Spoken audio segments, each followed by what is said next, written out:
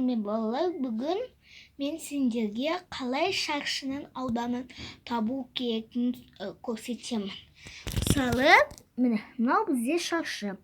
Мысалы, ол барлық жерлері 1 сантиметр. 1 сантиметр. 1 сантиметр.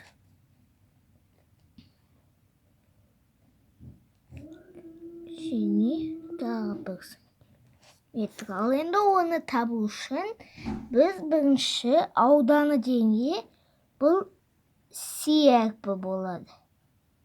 Сол әріп болады, естеріңде сақтанды. Ал енді сол үшін біз бұл жаққа бұны біз ені мен енін көбейтеміз. Мысалы, А көбейту А. Осылай да жазсақ болады. Мысалы, бұл Аның ішінде 1 сантиметр бар. С тең 1 көбейту 1 тең болады бізге. Қанша болады? 1-ге 1 көбейтсек, бізде 1 болады екен, е? Жарайды ма балалар?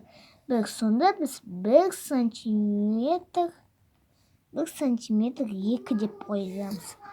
Ал енді мен сендерге тікбұрыштың қалай салсақ болады. Мысалы, табылсақ.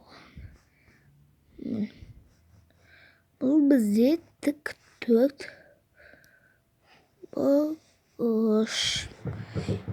Мен балалар кешіңге қисық салғанмын. Бір қолымда камера ұстағандықтан менде қолым кішкене қисық салынбай жатыр екен. Енді мысалы, бұл жақта бізде 3 сантиметр, е? Ал бұл жерде бізде мысалы, не де ойлайсың? Мысалы, 5 сантиметр қылсақ болады екен, е? Мынақты 3 сантиметр. Бізде 5 сантиметр.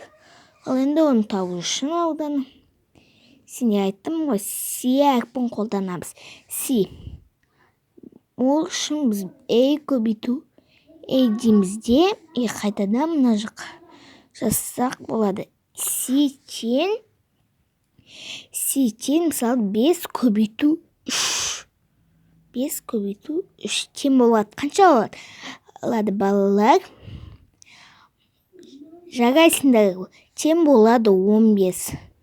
Сонда бізде 15 сантиметр және қасына 2 деп қоямыз. Міне осылай біз олардың аудандарын таба алсақ болады. Және де балалар сау болыңдар.